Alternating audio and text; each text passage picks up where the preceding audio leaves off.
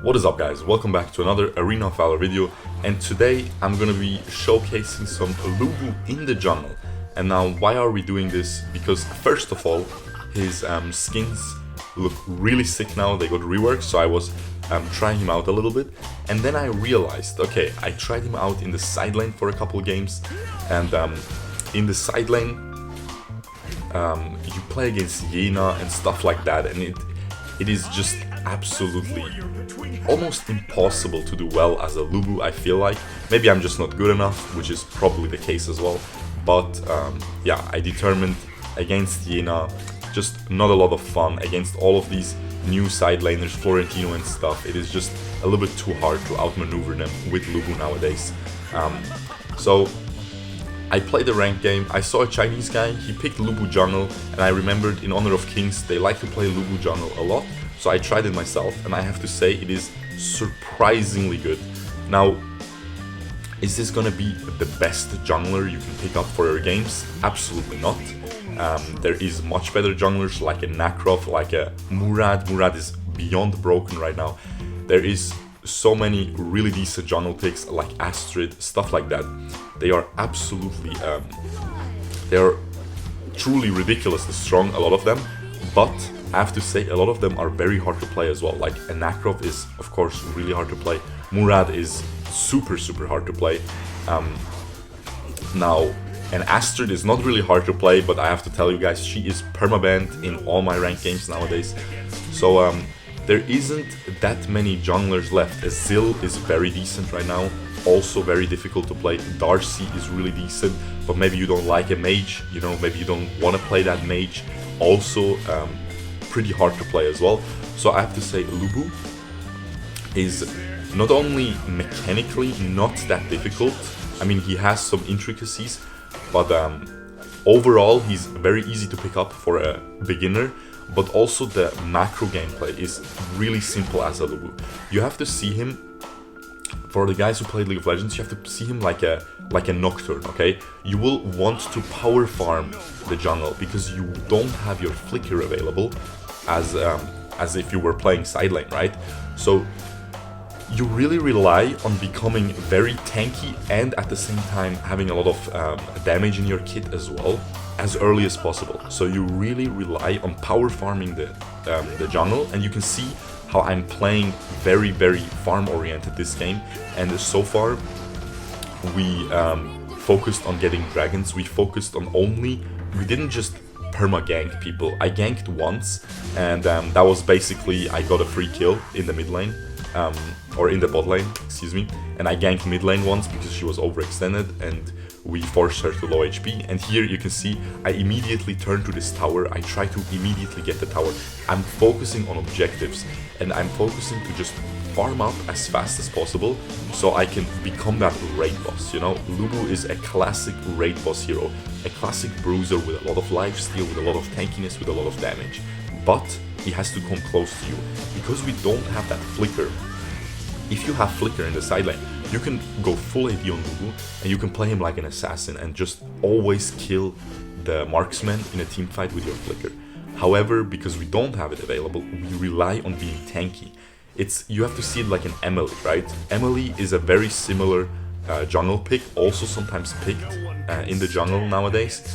But I feel like Lubu has some more power, especially with that new buff with the 10 stacks. I feel like Lubu jungle is a very decent pick. And as I said, as I wrote it in the title, especially for those beginners out there, because jungle is not an easy role. It is one of the harder roles in the game. You have to know when to gank, where to go. And with this pick, if you are always taking your buffs as soon as they spawn, you know you're doing the right thing. If you're always farming your jungle as soon as it spawns, you know you're doing the right thing. So it's much easier to just play this correctly, basically. And yeah, as you can see, we are 1-0-1 after 5 minutes. We got a lot of towers for our team. We got we got a dragon for our team. We got a lot of farm for ourselves. I'm super farmed right now. So if a team fight breaks out, I will not die. I will do a ton of damage. I will be really strong. And yeah, And basically also something I want to say here, a lot of the Asian players, like the Southeast Asian players, Thailand, Vietnam, Taiwan, they, in the tournaments, they often buy only the tier 2 jungle item, and I've been trying it a lot more lately, and basically for someone like Lubu, a Soul Reaver isn't really gonna do that much, right? So you can just stay at that tier 2 item, and basically you lose some of the stacking power. You won't get as many stacks as you get with the tier 3 item, but you'll be able to get that Spear of Longinus faster. 6 minutes into the game, I already got my boots, I got the tier 2 jungle item, and I just completed my Spear of Longinus. I'm not even that amazingly fed, I'm just farming really well. I stole a lot of enemy jungle camps, because with this pick, you can just go into the enemy jungle, even if your team doesn't follow you up. You can still survive jumping away, using your ult to lifesteal, and maybe even win it on 1v2 if you are already ahead, like 500 gold. So yeah, basically, I recently tried this, I found out it works surprisingly well. So if you are a beginner, if you are trying to rank up, if you are not too keen on, because jungle is the best role to rank up. So if you are forced into jungling, maybe if you are already high rank but you don't really jungle, maybe you main mid lane, but you have to suddenly jungle, or maybe you main side lane and you have to jungle, definitely try this out if you don't like the Murad, if you don't like Nakrov, you know, all these really difficult heroes that are really good in the jungle now. Yeah, just try this Lubu jungle. I mean, as you can see, we are doing a lot of work, and yeah, the build, you saw it at the start of the video, and basically, as I already said, you saw the gameplay. It is mostly invading, trying to farm as much as possible. And now invading is a very difficult thing to do, right? Because you need to know when you can just steal that enemy buff. You need to constantly watch the minimap and see that the enemy jungler is top maybe, and maybe 3 other people are top 2, so you know you can safely move into the enemy blue side, the jungle, take that blue buff away from them. But and while also thinking about your respawn timers of your blue buff, so they don't steal yours in turn, stuff like that, right? It's not really an easy thing to do, but it really isn't required. It made me snowball even harder this game, yeah. But even if we didn't do that, we would have still done fine, right? We would have still done just fine in this game. And yeah, also something to keep in mind that is really important with Lubu. I think Devil's Awakening is the best enchantment for him, because it just lets you use your skills, pop ult, and use your skills again, right? But for that, you have to keep in mind that you shouldn't. Usually how Lubu used to play is you pop your ult and then you enter the teamfight. Now with the new enchantments, you have to really go into the teamfight with your skills and then pop your ult and then get your skills again. And here you can see she tries to steal it, but we just jump over the wall onto her, and yeah, you can see I do so much damage while also being super tanky against that marksman. So if the enemy marksman makes a mistake and gets caught out by you, they will instantly die, right? Not having flicker, of course, still is annoying, so you can't just always easily kill them, but yeah, it is still definitely a very nice pick here. And as you can see here, I first use my abilities and then I pop my ult and we can just burst. Even a tank, I mean, we got helped by our Brunhilde and the Aron, but we still did so much damage to even a tank.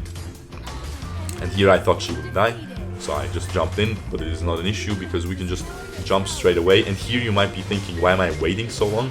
I waited because I wanted to bait the enemies further into me, making them think I don't have the S1 up. But as soon as it got a little bit too dangerous, I jumped out. The L'Oreal ended up dying. The Varus got caught as well in the end.